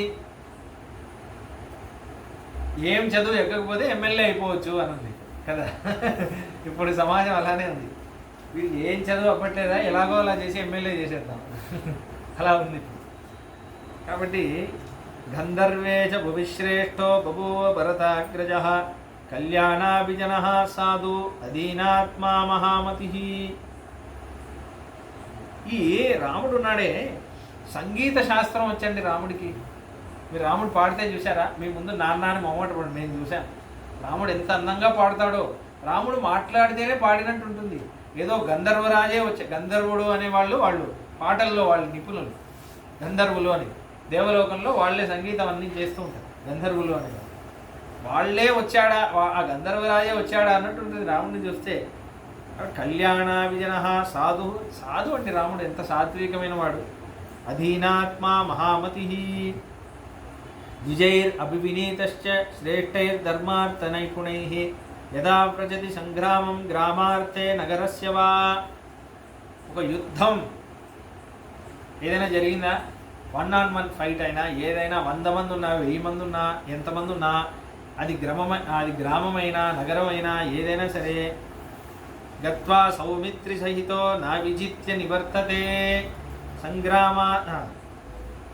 సౌమిత్రి సహితో గత్వా, ఒక యుద్ధం అయిందనుకోండి, సంగ్రామమైన, ఎవరో గొడవ పడుతున్నారు ఊర్లో, సంగ్రామం ఏదో నగరంలో పెద్ద గొడవ, మన రాజ్యం దాటి పెద్ద గొడవ, ప్రపంచంలోనే అతిపెద్ద యుద్ధం ఏదైనా సరే, గత్వా సౌమిత్రి సహితో. ఈ రాముడు ఉన్నాడే, రాముడికి ఆ తమ్ముడు లక్ష్మణుడు ఉన్నాడు కదా, గత్వా సౌమిత్రి సహితో, ఈ లక్ష్మణుడే ఎంటేసుకొని వెళ్ళాడంటే నా విజిత్య నివర్తతే, గెలవకుండా రాడు రిటర్న్ అయోధ్యకి. లక్ష్మణుడు తోడుగా వెళ్ళి వీళ్ళిద్దరు వెళ్ళారంటే గెలిచే వస్తారు అయోధ్యకి, గెలవకుండా రారు. అటువంటి ఇది పరాక్రమం ఉన్న వాళ్ళు మీ కొడుకులు అని అంటున్నారు. సంగ్రామాత్ పునరాగత్య కుంజనేన రథేనవ, ఇది చాలా ముఖ్యం. పౌరాన్ స్వజనవన్నిత్యం కుశలం పరిపృచ్ఛతి. వచ్చేటప్పుడు కుంజరం ఏనుగుల్లో, అంటే విజయయాత్ర అంటారు, యుద్ధం గెలిచి వస్తే విజయయాత్ర, ఏనుగులో గజారోహణం చేసైనా స్వాగతం చేస్తారు, లేకపోతే రథంలో స్వాగతం చేస్తారా. ఇప్పుడు ఏనుగు అనేది మెల్లగా వెళ్తుంది, కానీ అక్కడెక్కడో ఉంటాడు కూర్చున్నవాడు, ఇలా చూడాలి, వాడికి అందరూ కనిపిస్తారు, అందరితో మాట్లాడతారు, పలకరిస్తారు. రథం అనేది చాలా తొందరగా ఫాస్ట్గా వెళ్తుంది కదా. ఎలా వెళ్తారు, ఆ గుర్రంలో రథం వెళ్తుంటే ఫాస్ట్గా వెళ్తుంది కదా, ఇలా వెళ్తారు. రథంతో వస్తే కొంతమంది వీర్యంతో విర్రవేగుతూ ఉంటారు కొంతమంది రాజులు. ఈ సినిమాలలో కూడా చూశారనుకోండి, స్టార్టింగ్లో హీరో వచ్చాడనుకోండి, అప్పుడే వాడికి ఒక ఫైట్ పెడతాం, వాడు కొంచెం పరాక్రమవంతుడు అని చూపించి ఆ వెంటనే ఒక పాట ఉంటుంది, ఊర్లో వాళ్ళందరూ వాడిని పొగుడుతుంటారు, వాడు ఎక్కడో పైన ఇలా చూస్తుంటారు కదా పొగరుతో. కానీ రాముడు ఎగ్జాక్ట్ ఎలా చేస్తాడు చూడండి. రాముడు ఎలా చేస్తాడంటే, వీళ్ళు అంటున్నారు సంగ్రామాత్ పునరాగత్య కుంజరేణ రథేనవా, రథంలో వచ్చిన ఏనుగు మీద సవారీ చేసుకుంటూ రాముడు వచ్చిన పౌరాన్ స్వజనవన్నిత్యం కుశలం పరిపృచ్ఛతి. మేము కనిపించామంటే ఒక్కొక్కళ్ళని ఆపి బాగున్నారా అని కుశలం అడుగుతాడండి మా రాముడు అని అంటాడు. ఒక్కొక్కళ్ళని అడుగుతాడు, ఆపి మెల్లగానే వెళ్తాడు. అక్కడెక్కడో నేను ఏనుగు మీద ఉన్నాను అనుకోడు, రథంలో ఉన్నాను అనుకోడు. ప్రతి వాళ్ళని మేము పొగుడుతుంటే అక్కడెక్కడో విర్రవీగి ఉంటాడు రాముడు, చాలా భవ్యంగా బాగున్నారా మమ్మల్ని కుశలం అడగడం మర్చిపోడు రాముడు. ఇటువంటి రాజు ఎవరికి వద్దు అనుకుంటారు. దాని తర్వాత అంటున్నారు, ఆ కుశలం ఎలా అడుగుతారో తెలుసా మీకు అనే ఒక విషయం. పుత్రేషు అగ్నిషు దారేషు ప్రేష్య శిష్య గణేషు చ. కుశలం అడగడం కూడా అదొక ఆర్ట్, అందరికీ రాదు. ఎవరెవరిని ఎలా ఎలా అడగాలో రాముడిని చూసి నేర్చుకోవాలి, వస్తుంది అది. గుహుడితో మాట్లాడేటప్పుడు ఒక విధంగా కుశలం ప్రశ్న చేస్తారు. శబరిని అడిగేటప్పుడు ఇంకో విధంగా మాట్లాడతారు. రాముడు చాలా అందంగా ఉంటుంది, రాముడు మాట్లాడితేనే చాలా అందంగా ఉంటుంది. అదే రామాయణం మొత్తం చదివితే చాలా మంచివాళ్ళే, రాము సత్పురుషే లోకే అన్నారు కదా, మీరు అలా అయిపోతారు. అదే రామాయణం యొక్క లక్ష్యం. కాబట్టి పుత్రేషు ఎవరైనా చూస్తే పుత్రుల గురించి అడుగుతారు. పిల్లలు ఇప్పుడే పిల్లలు పుట్టారు, గుర్తు పెట్టుకొని అడుగుతాడు, పిల్లలు బాగున్నారా, బాగా చదువుకుంటున్నారా, మేము మా పిల్లలు బాగున్నారా, చదువుకుంటుందా, మంచి బాగా ఆరోగ్యం బాగుందా అని అడుగుతాడు. అగ్నిషు బ్రాహ్మణులను చూస్తే ఇంట్లో అగ్ని ఆరాధన అంతా అవుతుందా, ఏది లోటు లేదు కదా, నెయ్యి అవి అన్నీ అవుతున్నాయా, హోమాలు పూజలు అన్నీ కరెక్ట్గా అవుతున్నాయా, సముద్రంగా అవుతుందా, శిష్యాలన్నీ పూజలన్నీ కరెక్ట్గా అవుతున్నాయని అడుగుతాడు బ్రాహ్మణులను చూస్తే. దారేషు రీసెంట్గా పెళ్ళయిందంటే బాగుందా, సంసారం ఇది బాగుందా, శ్రీమంతమైందా అన్నీ అడుగుతాడు. దాంపత్య జీవితం ఎలా సాగుతుంది అన్నీ అడుగుతాడు గుర్తుపెట్టి. ప్రేష్య శిష్యగణేషు చ ఎవరైనా గురువులు ఉంటే శిష్యులందరూ బాగున్నారా, వస్తున్నారా, బాగా మీ మాట అంతా వింటున్నారా అన్నీ అడుగుతాడు. అందరిని గుర్తుపెట్టుకొని అడుగుతాడు రాముడు. నిఖిలేనా, అది చాలా ముఖ్యం. ఇది మనం ఇది తెలియక మార్చి మార్చి అడుగుతుంటాం. ఒకళ్ళని ఏం అడగాలో వాళ్ళని వేరే అడుగుతుంటాం కదా. అలా ఉదాహరణకి శబరిని చూసి, శబరి ఇప్పుడు తీవ్రమైన దీక్షలో ఉంది. వ్రతం చేసి చేసి చేసి చేసి శరీరాన్ని వదిలేసి ఆవిడ వెళ్ళాలి. అయితే ఈ అంటే ఇది త్యాగంతో వ్రతం చేసి చేసి వైరాగ్యంగా ఉండే వాళ్ళకి శరీరం బక్కగవ్వాలి. అయితే శబరిని అడుగుతాడు రాముడు, ఏమ్మా బాగున్నావా, ఉపాసన బాగా కొనసాగుతుందా, శరీరం బక్కగా అవుతుందా అని అడుగుతాడు.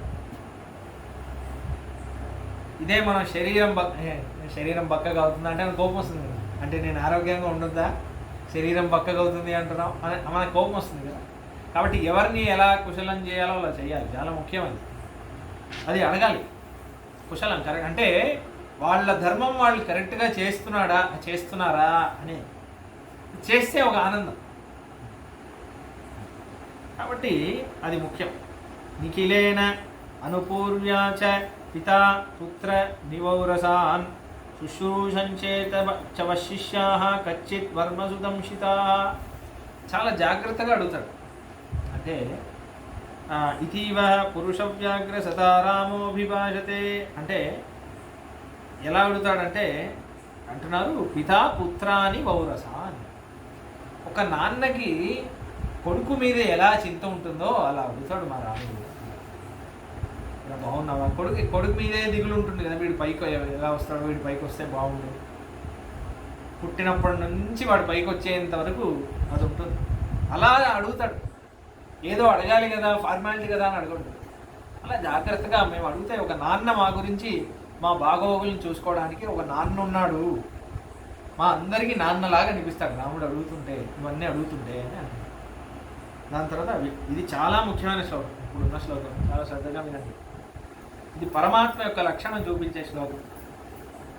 వ్యసనేషు మనుష్యాణాం వృషం భవతి దుఃఖితః ఉత్సవేషు సర్వేషు పితేవ పరితుష్యతి. ఈ శ్లోకానికి నేను అర్థం ఎంత చెప్పగలనో నాకు తెలియదు, చాలా ఆశ్చర్యమైన శ్లోకం. వ్యసనేషు మనుష్యానాం, ఒక కష్టం అనేది వచ్చింది అనుకోండి, మనుష్యానాం అంటున్నాం. అయోధ్య వాసులకి అనట్లేదు, వాడి కుటుంబ సభ్యులకి అనట్లేదు, మనుష్యానాం లోకంలో ఎవరెవరున్నారో మనుష్యులందరికీ. వ్యసనేషు చిన్న ఒక కష్టం వచ్చిందంటే వృషం భవతి దుఃఖితః, రాముడు చింతిస్తాడు, ఒక అమ్మలాగా దుఃఖిస్తాడు. ఎవరికి ఏ కష్టం వచ్చినా లోకంలో ఏ మూలలో ఎవడో ఒక మనిషి ఉన్నాడు, వాడి కష్టం వస్తే రాముడు తల్లిపోతాడు. ఎలా అంటే అమ్మలాగా.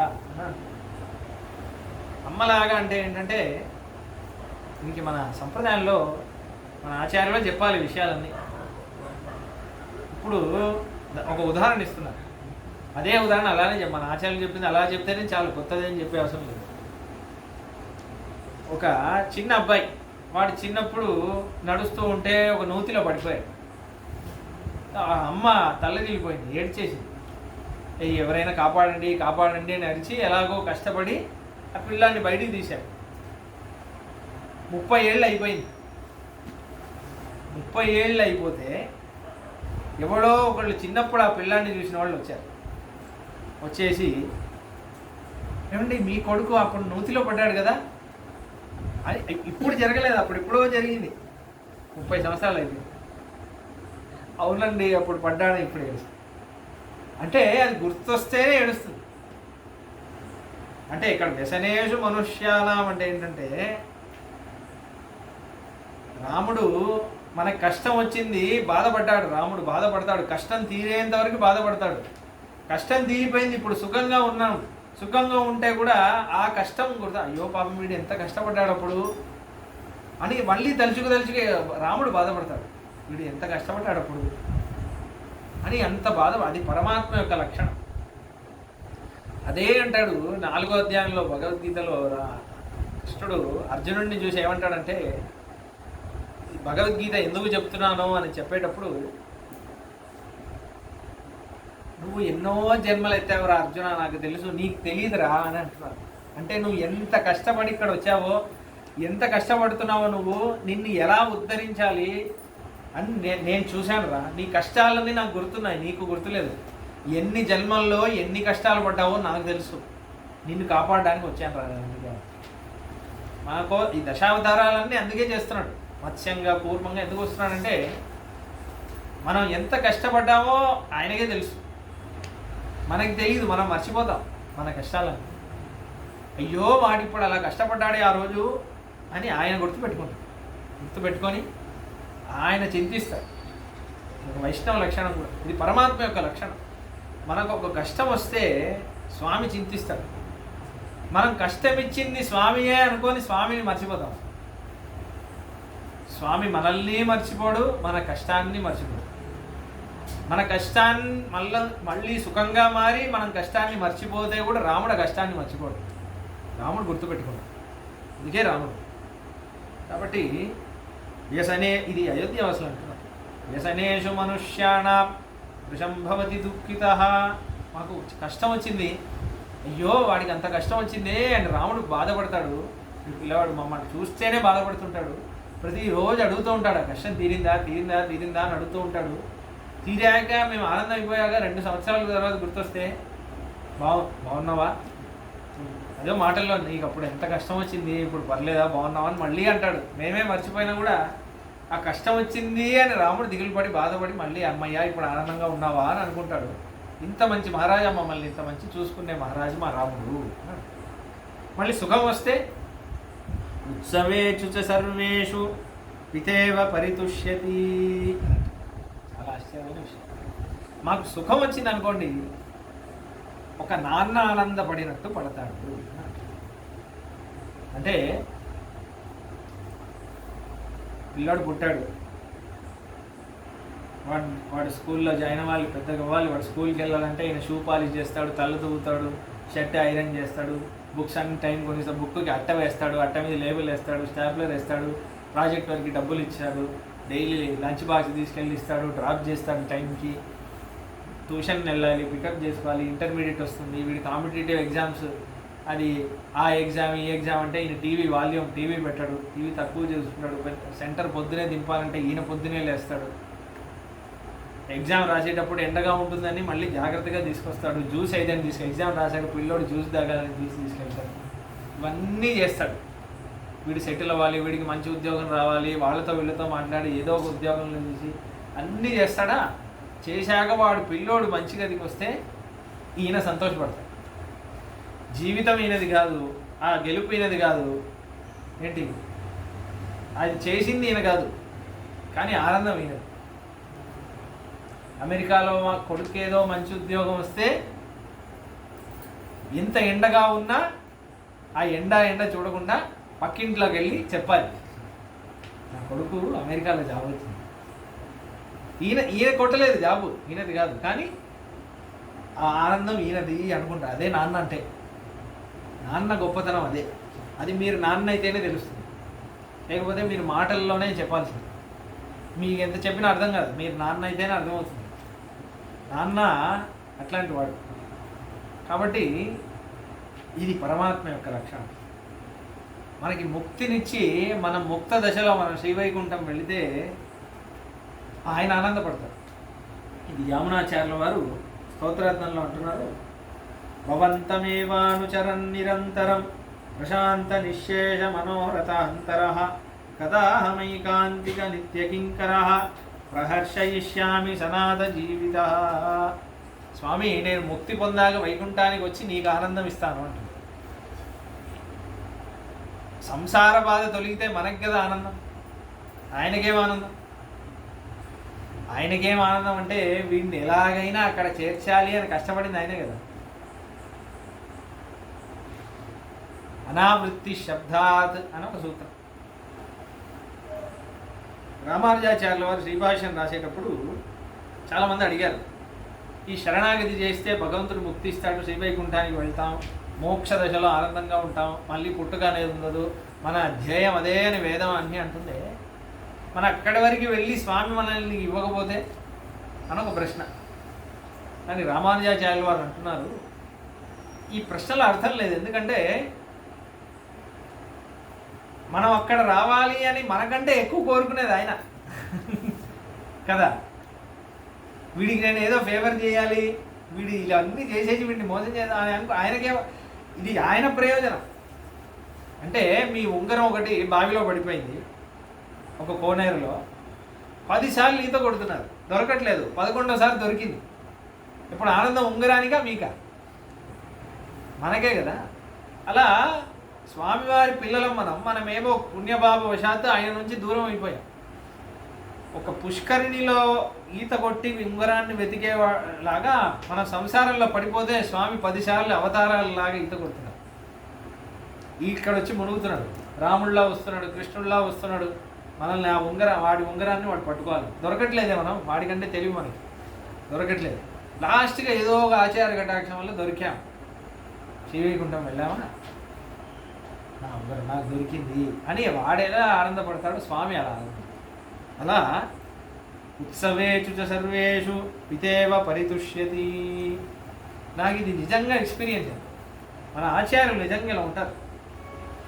వ్యసనేషు మనుష్యాణం వృషం భవతి దుఃఖితః ఉత్సవేషు చ సర్వేషు పితేవ పరితుష్యతి. ఈ రెండూ నాకు ఎక్స్పీరియన్స్ మన ఆచార్యుల వారు. మా పాప పుట్టేటప్పుడు, మా పాప ఇప్పుడు 6 నెలలు అయింది. చాలా రోజులు సంతాన ప్రాప్తి కలగలేదు. మెడికల్ టెస్ట్ అవి ఇవి అయినా చేసామన్నీ, ఏదో ఉంది, అవ్వట్లేదు. అయితే మన ఆచార్యులు వాళ్ళు బ్రహ్మజ్ఞానులు, మన సంప్రదాయం శ్రీమద్ ఆండవన్ స్వామి ఇప్పుడు ఉన్నారు కదా, శివరామాదేశం, మన గుడి ఆండవనాశ్రమ సంప్రదాయం. ఆయన ఆచార్య పురుషులు, యతీశ్వరులు. ఆయన ఏదో అనుగ్రహవశాత్తు, ఏరా బాగున్నావా, పిల్లలు అయ్యారా అని అడిగారు. అడిగితే లేదు స్వామి, ఎందుకు అవ్వలేదు అని అడిగారు. ఆయనకి ఎంత విద్య, ఆయనకి ఎంత ఆలోచించాలి, మన గురించి ఆయనకి ఎందుకు, మన గురించి ఆలోచించడమే ఒక కృప, మనల్ని చూడటమే ఒక కృప కదా. మన ఆచార్యులు ఎవరు గంటల తరబడి లెక్చర్లు ఇవ్వరు, వేరే కొత్త గురువుల్లాగా వీళ్ళందరూ లెక్చర్లు ఇచ్చి మోసం చేసేస్తారు. మన ఆచార్యులు ఒక చూపు చూశారంటే చాలు. నిజమైన మన నిజమైన సంప్రదాయంలో ఉన్న ఆచార్యులకి వీళ్ళకి అందరూ ఒకే వేషం వేసుకోవడం వల్ల మనం నిజమైన ఆచార్యుల్ని గుర్తు చేయలేకపోతున్నాం. అయితే నన్ను అడిగితే ఇలా స్వామి, ఇలా ఏదో స్ట్రెస్ వల్ల ఏదో నా శరీరంలో ఒక లోపం ఉందంట, అవట్లేదు అని చెప్పాను. చెప్తే ఆయన ఒక మెడిసిన్ చెప్పారు. ఇక్కడ నువ్వు కొంచెంసేపు బాగా నేను ఒక ఇది చెప్తాను, దాని తర్వాత ఇక్కడ రా అని చెప్పి ఒక మందు ఒకటి చెప్పారు. ఇలా చేయి, దాని తర్వాత ఇలా చేయి, ఇది తిను, అది తిను, 48 రోజులు తిను. దాంట్లో బ్రాహ్మణులు తినకూడని ఒక కూరగాయ గురించి చెప్పారు. కొన్ని కూరగాయలు ఉన్నాయి, ఇది మన మునక్కాడ, దాని తర్వాత ఉల్లిపాయ, వెల్లుల్లి, ఇవన్నీ బ్రాహ్మణులు తినకూడదు. అలాంటివి కొన్ని. స్వామి ఇది తినకూడదు కదా అని అడిగాను. మనం తినకూడదు కదా, దోషం అయిపోతుంది, ఎందుకంటే వేదం మర్చిపోతా అని ఉంది. మనం తింటే ఆహారమే ఉండాలి, బ్రాహ్మణుడికి ముఖ్యం, అది చాలా ముఖ్యం. అయితే అన్నారు లేదురా కరెక్టే, ఆయుర్వేదం ఏమంటుందంటే శరీరంలో ఒక లోపం సరి అవ్వడానికి కొన్ని రోజులు తింటే మందుగా ఆరోగ్య ఔషధంగా తీసుకోవచ్చు అని అంటుంది. రే ఎవరైనా అడిగితే ఆండన్ స్వామి చెప్పారని చెప్పరా, నీకు ఏదైనా పాపం వస్తే నాకు రాను ఆనందంగా ఉంటే చాలు రా అన్నారు. నాకు కళ్ళలో నీళ్ళు వచ్చేసింది. ఎంత గొప్ప ఆచార్యులు. అదే వ్యసనేషు మనుష్యాన విషం నా నా నా ముందు నా పిల్లవాడు ఒకడు కష్టపడుతున్నాడే అని వాళ్ళకి. ఇలానే అది అయింది, నిజంగా అది వర్కౌట్ అయింది. అలానే ఆయన 48 రోజులు అన్నారు. మన మధ్యలోనే సంతాన ప్రాప్తి కలిగింది. నిజంగా వెళ్ళి మళ్ళీ ఆయన మొక్కి చెప్పాను, స్వామి ఏంట్రా వచ్చామని అడిగారు. అయితే ఇలా స్వామి అనుగ్రహం, ఆండవన్ అనుగ్రహం. అవునా, నన్ను గుర్తుపెట్టుకోరా, మర్చిపోకు. దాని తర్వాత ఇలానే ప్యారలల్లీ, ఆల్మోస్ట్ ప్యారలల్లీ అహోబిలంటన్ స్వామి వారు వచ్చారు ఒకసారి. ఆయన గుర్తుపెట్టుకున్నారు. రే నీకు పెళ్ళై 2 సంవత్సరాలు అయింది కదా అన్నారు. అవును సార్. మరి పిల్లలు అని అడిగారు. లేదు సార్. నీ భార్య రాలేదా అని అడిగారు. రేపు తీసుకొని రా అని తీసుకెళ్తే ఆల్మోస్ట్ ఇది అది ఒకేసారి జరిగింది. ఈయన వచ్చిన 1 మంత్కి ఆయన వచ్చారు. అయితే ఆయన దగ్గర కూడా చెప్పాను, ఆయన ఒక సంతాన గోపాల మంత్రం ఉపదేశం చేసి అడగలేదు. చూడండి, కొంతమంది అడిగితే కూడా చేయరు. మనం అడిగితే మనం పొందాలి అని మనం వెతుక్కొని వెళ్ళడం తపస్సు. మనకి ఎదురు చూడకుండా వాళ్ళే అనుగ్రహిస్తే అది కృప. దాని తర్వాత అన్నారు ఇలా ఉంది, మా గురువు గారు చెప్పారు ఇలా డాక్టర్స్ ఏదో అన్నారు. రే డాక్టర్ పైన లక్ష్మీ నరసింహుడు ఉన్నాడు రా, అహోబిలం అంటాం కదా, లక్ష్మీ నరసింహుడే ఆరాధన. ఈ డాక్టర్ల పైన నరసింహుడు ఉన్నాడు రా, ఏం కాదురా, భయపడకరా అన్నారు. దాని తర్వాత అయ్యాక చెన్నైలో ఒకసారి ఏదో ఫంక్షన్, మా బాబాయి కొడుకు ఉపనయనం, అక్కడ వెళ్తే అప్పుడు స్వామి ఉన్నారు మఠంలో. గుర్తుపెట్టారు నన్ను. ఏంట్రా ఇంత దూరం వచ్చావు అని అన్నారు. హైదరాబాద్ నుంచి వచ్చాను కదా.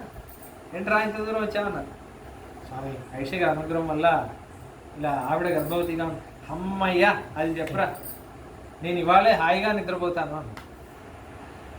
ఆయనకి ఎన్ని సంస్థానాలు చూసుకోవాలి, ఎంత పెద్ద ఆచార్యులైనా ఆ మాట అన్నారు.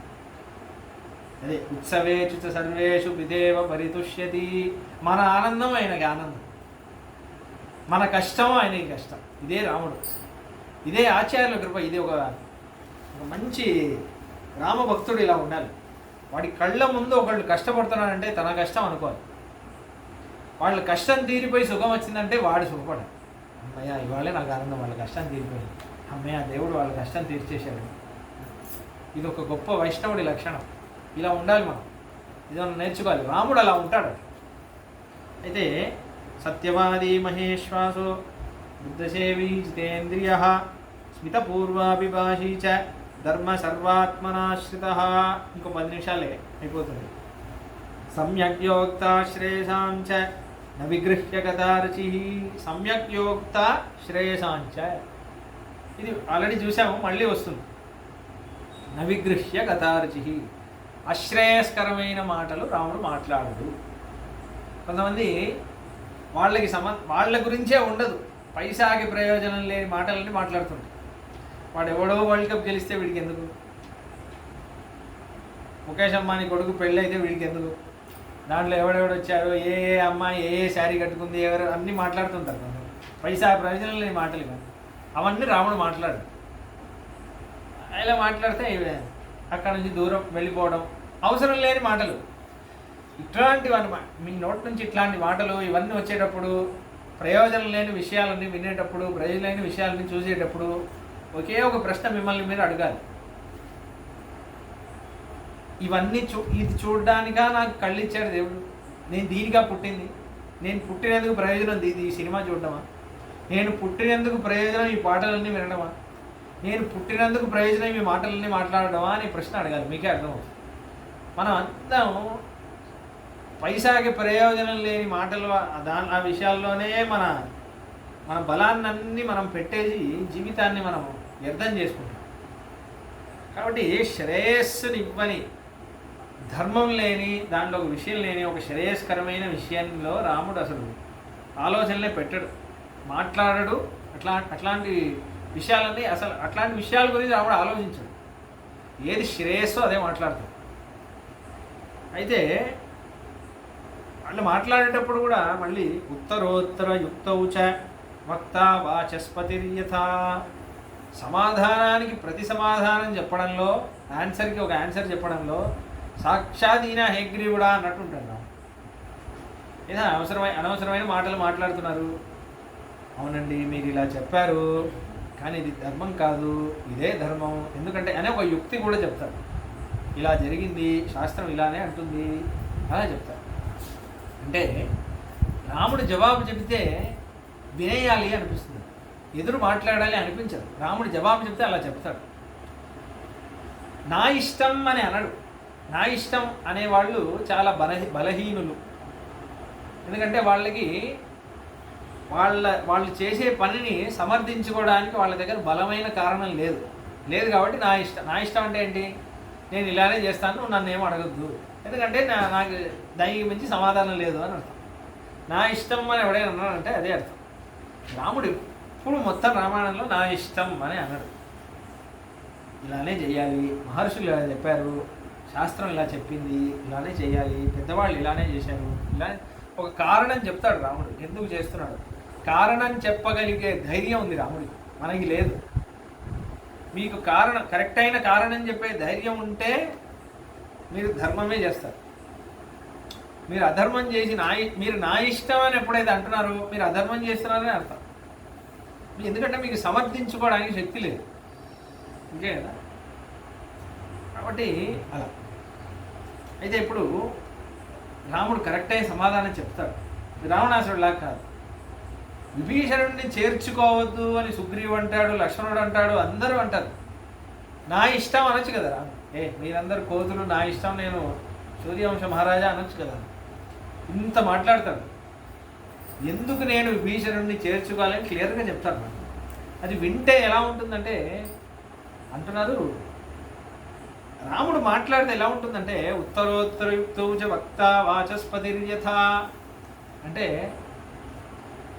వాలిని చంపాడు రాముడు, వాలి మీద బాణం వేశాడా, ఒక సర్గ మొత్తం ప్రశ్నలు అడుగుతాడు కిష్కింధఘాటలో. వాలి నేరాలన్నీ నిందలన్నీ మోపుతాడు రాముడి మీద. నువ్వు నన్ను చంపకూడదు, ఇది నువ్వు చేసింది తప్పు, అది నువ్వు ప్రశ్నలన్నీ అడుగుతాడా. ఓపిక్గా ఒక్కొక్క దానికి సమాధానం చెప్తాడు రాముడు. చెబితే ఆ సమాధానాలు వింటే వాలియే కన్విన్స్ అయిపోతాడు. అదే బ్యూటీ. వాలియే కన్విన్స్ అయ్యి, రామా అవును కదా, నేను చేసింది ఎంత పెద్ద నేరం, కానీ నాకు ఒక భాగ్యం నీ చేతిలో నేను చచ్చిపోయాను, నాకు అర్థమైపోయింది నేను చేసింది తప్పని, ధన్యోస్మి అని చెప్పే చచ్చిపోతాడు. కానీ మన మనుష్యులో ఉన్నామే, మనం పిచ్చాళ్ళు. ఈ పిచ్చివాళ్ళు ఏం చేస్తారంటే రాముడు వాలిని చంపింది కరెక్టా కాదా అని వీళ్ళందరూ ఇప్పుడు డిబేట్ అంతా చేస్తారు. వాలియే చేసింది తప్పు కాదు సరే అనేసాడు, వీళ్ళు ఇప్పుడు డిస్కషన్ చేస్తారు. కాబట్టి రాముడు జవాబు చెప్పాడంటే శత్రువు కూడా అంటే వినాలి అనుకుంటాడు. అటువంటి ఒక ధీటైన సామర్థ్యం రాముడికి. శుభ్రూరాయత తామ్రాక్ష సాక్షాత్ విష్ణురివ స్వయం.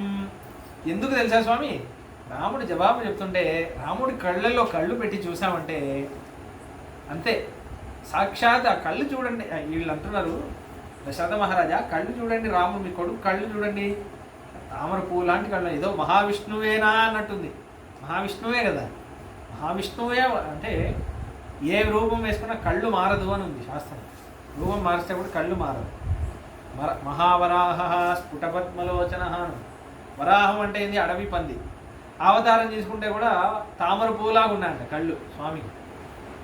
ఈ పరశురాముడిని బాలకాండలో పరశురాముడిని స్వామి యుద్ధం చేస్తాడు కదా, చేసేసి ఇది చేశాక ఇప్పుడు పరశురాముడికి కోపం రావాలి కదా, పరశురాముడు శాంతమైపోతున్నాడు. ఎందుకంటే అక్కడ వాల్మీకి అంటున్నారు రామం కమలపత్రాక్షం మందం మందం వాచ. విష్ణు శివధనుస్సుని భంగం చేస్తే పరశురాముడు అంటాడు విష్ణు ధనుస్సుని కూడా నువ్వు భంగం చేయంటాడు. విష్ణు ధనుస్సుని భంగం చేసేవాడు కోపంగా ఉండాలా? కళ్ళు ఆనందంగా ఉంది, తామర పూలా ఉంది. తామర పూలా ఉంటే పరశురాముడు కనిపెట్టేశాడు. సాక్షాత్ ఈయన మహావిష్ణువు, అందుకే ఇలా ఉన్నాడు. మందం మందం వాచ అంటారు. దాని తర్వాత మెల్లమెల్లగా మృదువుగా పరశురాముడు మాట్లాడుతున్నాడు. ఎప్పుడు శాంతం, ఆ కళ్ళు చూస్తేనే ఎవరైనా లొంగిపోవాలి. అటు ఆశ్చర్యమైన కళ్ళు. కాబట్టి శుభ్రూరాయత తామ్రాక్ష, అప్పుడే వికసించిన తామర పూలా ఉన్నాయి మా రాముడి కళ్ళు అంటున్నారు.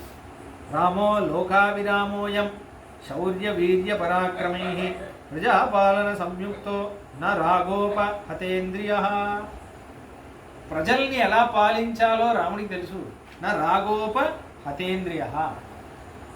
తన ఇష్టాయిష్టాల వల్ల రాముడి యొక్క ఇంద్రియాలు ఉన్నాయే అవి ఇష్టాయిష్టాల్లో లొంగిపో.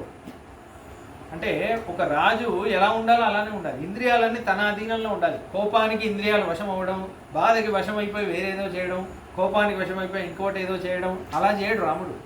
తన ఇంద్రియాలు తన వశంలో ఉంటాయి అలా. దాని తర్వాత శాస్త్ర స్త్రైలోక్యమప్యేష భోక్తుం కిమ్ను మహీమిమాం అంటే అంటున్నారు. ఏమంటున్నారంటే చాలా ఆశ్చర్యంగా కొంతమంది లేచి ఏమంటున్నారంటే, రాముడు స్వామి మీ కొడుకున్నాడే 3 లోకాలని పరిపాలించగలిగేవాడు. ఈ భూలోకం ఒక లెక్క, ఎందుకు మీరు బాధపడుతున్నారు? భూలోకం ఒక లెక్క, 3 లోకాలని ఒక క్షణంలో పరిపాలించేస్తాం అని అంటున్నారు. దాని తర్వాత అంటున్నారు చాలా ముఖ్యమైన విషయం. ఏమంటున్నారంటే ఇదే లాస్ట్ విషయం. వత్సశ్రేయసి జాతస్తే దిష్ట్యాసౌ తవ రాఘవ దిష్ట్యా పుత్రైర్గుణైర్యుక్తో మారీచ ఇవ కశ్యప. మీ సౌభాగ్యం ఏంటంటే స్వామి ఇంత మంచి కొడుకున్నాడు కాబట్టి వాడు రాజు అవ్వాలి అని అనుకోవడం మా తప్ప అని అంటారు. అయితే దాని తర్వాత అంటున్నారు బలం ఆరోగ్యం ఆయుష్చ రామస్య విదితాత్మనః దేవాసుర మనుష్యేషు సగంధర్వోరగరేషు సగంధర్వోరగేషు చ అంటారు. రాముడు బాగుండాలి, రాముడికి బలం ఎక్కువ అవ్వాలి, ప్రతిరోజు రాముడి ఆరోగ్యం బాగుండాలి, రాముడి ఆయుష్ వర్ధిల్లాలి అని దేవతలు, గంధర్వులు, మనుష్యులు అందరూ ప్రతిరోజు కోరుకుంటారు. మా రాముడు బాగుండాలి, మా మహారాజా బాగుండాలి. మనం కూడా కోరుకోవాలి. మంచి ధార్మికమైన మహారాజా ఉంటే మనం కోరుకోవాలి, ఈ మహారాజా బాగుండాలి, మన రాష్ట్రానికి, మన దేశానికి ఉన్న మహారాజా బాగుండాలి, ఆయనకు ఆయుష్ బాగుండాలి అని మనం కోరుకోవాలి. ఆయన ధార్మికుడు అయితే ధర్మం నించుంటుంది అంటే ప్రతిరోజు కోరుకోవాలి. దాని తర్వాత అంటున్నారు స్త్రియో వృద్ధ తరుణ్యశ్చ సాయం ప్రాత సమాహిత సర్వా దేవాన్ నమస్యంతి రామస్యార్థే మనస్వినః. ఆడవాళ్ళు, చిన్నపిల్లలు, వృద్ధులు వీళ్ళందరూ మీకు తెలుసా? మీరు ఎప్పుడైనా ప్రతి ఇంటికి వచ్చి చూసారా దశరథ మహారాజా? ప్రతి ఇంట్లో ఏం కథ జరుగుతుంది తెలుసా? ఆడవాళ్ళు, చిన్నపిల్లలు, వృద్ధులు వీళ్ళ ఇంట్లో ఉంటారు. అందుకే ఇంట్లో వీళ్ళు ఏం చేస్తున్నారు తెలుసా? సర్వాన్ దేవాన్ నమస్కృత్య రామస్యార్థే మనస్వినః. వాళ్ళ ఇంట్లో ఏ దేవతలందరూ ఉన్నారో ఆ దేవతలందరికీ డైలీ మొక్కుతున్నారు, మా రాముడు బాగుండాలి, మా రాముడు బాగుండాలి, మా రాముడిని బాగా చూసుకోండి దేవతల్లారా, మా రాముడిని బాగా చూసుకోండి. ప్రతి ఇంట్లో ఇదే కదా, రాముడు బాగుండాలి, రాముడు బాగుండాలి అని అడుగుతున్నారు. తెలుసా మీకు? రాముడు అంటే అంత ఇష్టం అని అంటున్నారు. దేశామ్య మనం కూడా అడగాలి, రాముడు బాగుండాలి, రామ జన్మభూమి బాగుండాలి, ఇది రాముడి దేశం కదా, రాముడి వైభవం ఇంకా వర్ధిల్లాలి, రామాయణం అందరూ వినాలి, రామస్మరణ అందరూ చేయాలి, అందరూ ధార్మికంగా ఉండాలి అని మనం కోరుకోవాలి. తేషాం తత్ యాచితం దేవ తత్ప్రసాదాత్ సమృద్ధ్యతాం. కాబట్టి తొందరగా మా రాముడిని రాజు చేయండి స్వామి. ఈ అయోధ్య బాగుండాలంటే మీరు చేయాల్సింది ఒక్కటే, రామం ఇందీవరశ్యామం సర్వశత్రు నిబర్హణం పశ్యామో యవ్వరాజ్యస్థం తవ రాజోత్తమాత్మజం. కాబట్టి తొందరగా రాజు చేయండి, మా వల్ల తట్టుకోలేకపోతున్నాం. తొందరగా ఆ సింహాసనంలో రాముడు కూర్చోవాలి, మా అందమైన యవ్వనమైన రాముడు కూర్చోవాలి, మా అందరినీ పరిపాలించాలి, ప్రతిరోజు మాతో మాట్లాడాలి అంటారు. తం దేవదేవోపమాత్మజం తే సర్వస్య లోకస్య హితే నివిష్టం హితాయన క్షిప్రం ఉదారజుష్టం ఉదాభిషిక్తుం వరదత్వమర్హసి. మాకు ఏదైనా వరం ఇవ్వాలంటే దశరథ మహారాజా ఈ ఒకే ఒక వరం ఇవ్వండి, రాముడిని రాజు చేయండి, క్షిప్రం తొందరగా. అంటే ప్రాణం పోయేంత తొందర ఉంటేనే క్షిప్రం అనేవాడు వాడు. తొందరగా చేయమని, రాముడిని రాజులా చూడకపోతే మా ప్రాణం పోయేలా ఉంది, తొందరగా రాముడిని రాజు చేసేయండి, మా రాముడు రాజు అవ్వాలి, ఆ పట్టాభిషిక్తుడు అవ్వాలి, అయోధ్యలో రాముడు కూర్చొని మమ్మల్ని అందరినీ ఎలా దశరథ మహారాజా ఈ యొక్క అనుగ్రహం చేయండి అని వీళ్ళందరూ ఒక్కొక్కళ్ళు లేచి ఇంత అందంగా మాట్లాడారు. ఇలా ఇత్యార్చే శ్రీమద్ రామాయణే వాల్మీకి అధికావ్యే ద్వితీయ సర్గ అయోధ్యకాండే ద్వితీయ సర్గ అనే 2వ సర్గం అయోధ్యకాండలో ముగిసింది. 3వ సర్గ నుంచి దశరథ మహారాజు ఏం మాట్లాడతారో చూద్దాం. ఎప్పుడు నెక్స్ట్ సర్గం మొదటి శ్లోకం చెప్పే ముగించాలి, శుభంగా కంటిన్యూ అవ్వాలని. తేషాం అంజలి పద్మాని ప్రగృహీతాని సర్వశః ప్రతిగృహ్యాబ్రవీద్రాజా తేభ్య ప్రియహితం వచః అని. ఇది వినంగానే దశరథ మహారాజా అందరినీ పిలిచి రాముడి పట్టాభిషేకానికి ఏర్పాట్లన్నీ చేయడానికి సిద్ధం చేశారు అని ఒక మంచి ఘట్టం దగ్గర ముగిద్దాం. మంగళం కోసలేంద్రాయ మహనీయ గుణాబ్దయే చక్రవర్తి తనూజాయ సార్వభౌమాయ మంగళం. ఏవమేతత్పురావృత్తం ఆఖ్యానం భద్రమస్తు వః ప్రవ్యాహరత విశ్రబ్దం బలం విష్ణో ప్రవర్ధతాం. లాభస్తేషాం జయస్తేషాం కుతస్తేషాం పరాభవః. తేషాం ఇందీవరస్యామో హృదయే సుప్రతిష్ఠితః. కాలే వర్షతు పర్జన్యః పృథివీ సస్యశాలిని. దేశోऽयं క్షోభరహితో బ్రాహ్మణాः సन्तు నిర్భయాः. కావేరీ వర్ధతాం కాలే కాలే వర్షతు వాసవః. శ్రీరంగనాథో జయతు శ్రీరంగశ్రీశ్చ వర్ధతాం. స్వస్తి ప్రజాభ్యః పరిపాలయంతాం న్యాయేన మార్గేణ మహిన్మహీషాः. గోబ్రాహ్మణేభ్యः శుభమస్తు నిత్యం. లోకాः సమస్తాः సుఖినో భవంతు. కవితార్కికసింహాయ కళ్యాణగుణశాలినే శ్రీమతే వెంకటేశాయ వేదాంత గురవే నమః.